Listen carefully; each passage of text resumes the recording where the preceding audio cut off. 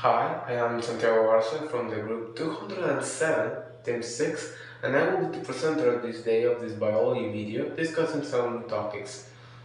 Good morning, good evening, or good afternoon. Here is the team with Hi, I'm Diego Moya. I am Daniel Martinez. And I'm Ronald Gordo. very good, and here is the team. Today, we're going to be talking about the cell, the microscope, the characteristics of living things, and risk factors in adolescence. Let's start about three topics, three risk factors. There's a lot of risk factors in adolescence, there's a lot, but there are three that I'm going to talk about: pregnancy, obesity, and drugs, addictions. So let's start with pregnancy. First is the second worldwide disease, not disease, it's not a disease, but it's the second cause of death in women between 15 and 19 years old. Yeah. So, according to what? The World Health Organization. How did they make that study? I don't know. Don't ask me that. Yeah, the second. Most people, most teenagers that says they didn't want to get pregnant, just they didn't thought they will get pregnant, and that's a very sad topic. What? Why that is a health risk? Well, for preeclampsia and eclampsia, there are health complications between pregnancy, and it's a risk factor, badly. And not only that, also not is socially not seen very well.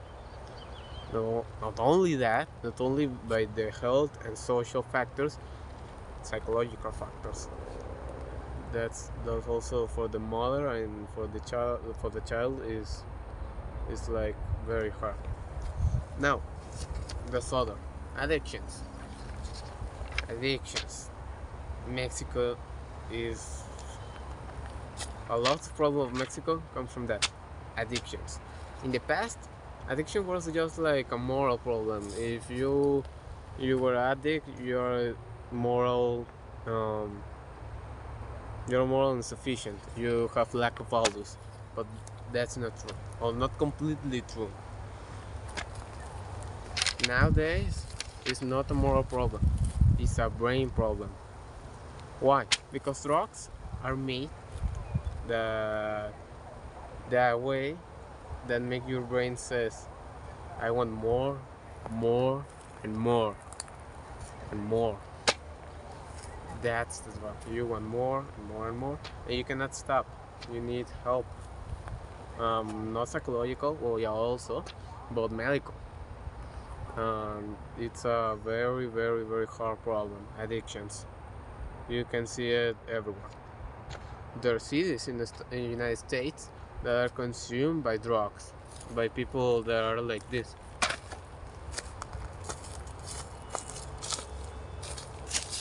Yeah, like zombies. Zombie cities, like the Walking Dead TV series. And there's another risk factor in adolescence: obesity. Why obesity? Mexico is the first, is the first most obese country in the world. That's very sad. 8 of 10 students in Mexico eat junk food on the recess instead of, I don't know, healthy food. Today I'm in my recess. I will eat pizza. Well, but not every day I eat pizza. Like mostly people who know me, I eat a lot of sandwiches or salads. Well, that's just like an example. I know people who every day in the recess they just eat chips or hot dogs every day. One day, one Friday, I don't know, in a month, it's okay. But every day, junk food every day, no. Well, there's no education probably in the school they told you, yeah, eat this, eat that, but in the houses, nah, there's there's no education. If probably you may tell, yeah, there is, but I don't see any effect. And there are three common risk factors in adolescence. There are a lot. There is depression, for example, but that's another topic for another video, I guess. Oh, now we're gonna pass to other topic. Well, hi, my name is Diego Moya, and I'm going to talk about the characteristics of living things. Well, with the question of what are living things made of, I present you the first characteristic, that is that all living things are made of the basic unit of life, that is the cell. Well, saying that there are unicellular organisms that are one cell and multicellular organisms that are two or more cells. Then the second one is that all living things have metabolism. Metabolism, it refers to the chemical reactions transforming molecules to sustain life, basically obtaining energy. The third one is that they maintain homeostasis. Homeostasis is the maintenance of internal conditions, for example, temperature. The fourth one is that they can respond to stimuli. They can perceive and react to changing conditions outside themselves. The fifth one is that they possess DNA. The DNA contains all the genetic information. Well, then we have the sixth one, that they can grow. Well, basically, the growth is the development of changes that occur in an organism until it reaches adulthood. Then we have the seventh one. The seventh one is that they can reproduce. All living things can reproduce offsprings, in our case, children. Finally, we have the final characteristic, that is the eighth one. The eighth one is that all living organisms can evolve, they change over time to better adapt to the environment. For example, the Darwin's theory of evolution, like presenting the idea that man evolved through all the years, through the present. Thank you. My name is Aaron and I will be talking about the cells. The cell, at its core, a cell is like a tiny building block of life. Imagine it's a fundamental unit that makes up all living organisms, from the smallest microorganisms to the largest creatures on Earth. Cell theory. Now let's dive into the cell theory. A set of principles that help us understand the importance of cells developed by scientists over time. The cell theory consists of three main ideas. All living things are made of cells, whether you are gazing at a Darwin oak tree or a single-celled amoeba. Under a microscope, everything alive is composed of cells. The cell is the basic unit of life. Cells are not just a random arrangement of molecules. They are the smallest entities that can perform all the necessary functions for life, like growth, reproduction, and responding to the environment. All cells come from a pre-existing one. And cells don't just appear out of thin air, they divide and give rise to new cells, ensuring the continuation of life. Now let's talk about prokaryotes and eukaryotes. Now let's explore the two main types of cells. Prokaryote. These are the simpler, more primitive cells. They lack a nucleus and other membrane-bound organelles. Bacteria are excellent examples of prokaryotic cells, and they have been thriving for billions of years. Eukaryotic cells, on the other hand, eukaryotic cells are more complex.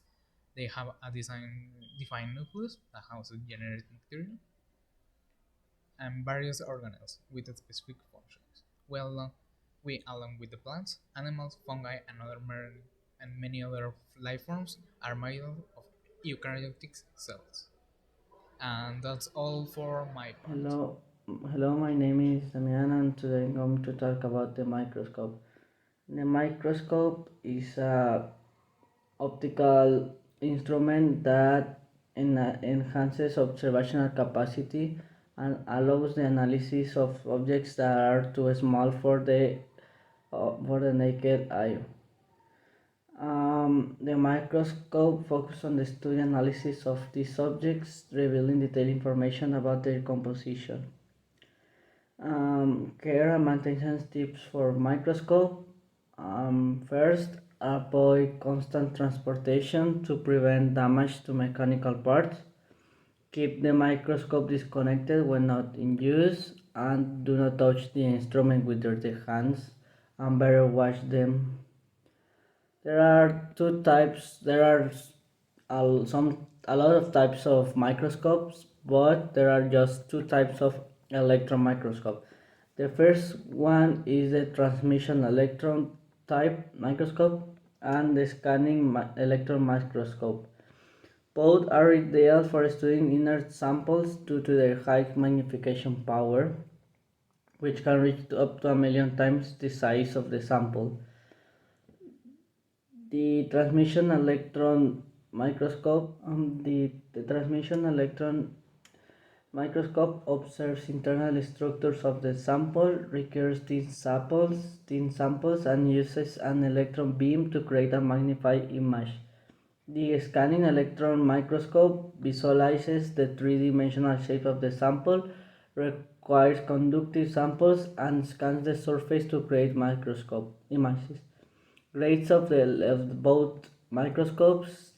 The electron microscope has a resolution between 4 and 20 nanometers, invented by Ernest Rutschka in 1931, and needed for petrochemical, metallurgical, and forensic medicine applications. A transmission electron microscope has a resolution power of 0.2 nanometers, allows the observation of chromosomes, DNA molecules, and atoms. Best used for each microscope. For the scanning electron microscope, as I said, in the petrochemical and metallurgy, and the electron microscope is for ultrastructural study for biological material and for observation of cells. Well, guys, this is it. This was Santiago Arce, Team 6, Group 207. I hope you liked the video. I hope I entertained you. And I hope you learned something. If don't, well, at least I entertained. If don't, well, I'm really sorry. This is it, and see you next stage. Goodbye, and take care. Bye.